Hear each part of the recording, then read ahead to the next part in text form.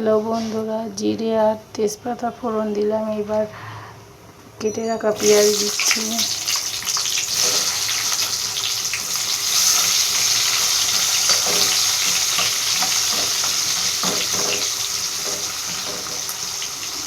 লাল লাল করে একটু ভাজা হয়ে গেলে বেটে রাখা মশলাটা দিয়ে দেবো।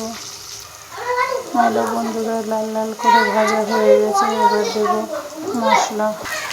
হ্যালো বন্ধু, মশলা দেওয়া হয়ে গেছে।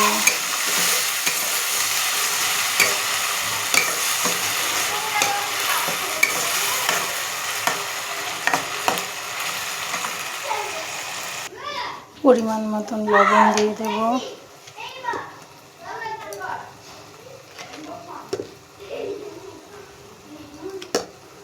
এইবার জিরের গুঁড়ো, ধনের গুঁড়ো দেব।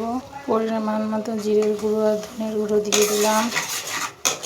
এবার হলুদ গুঁড়ো দিয়ে দেব।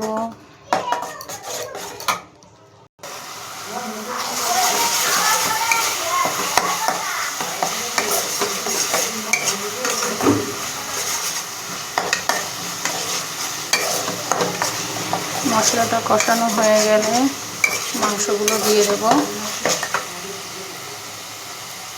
চিকেনগুলো এবার দিয়ে দিলাম। এবার ভালো করে কষিয়ে নিই।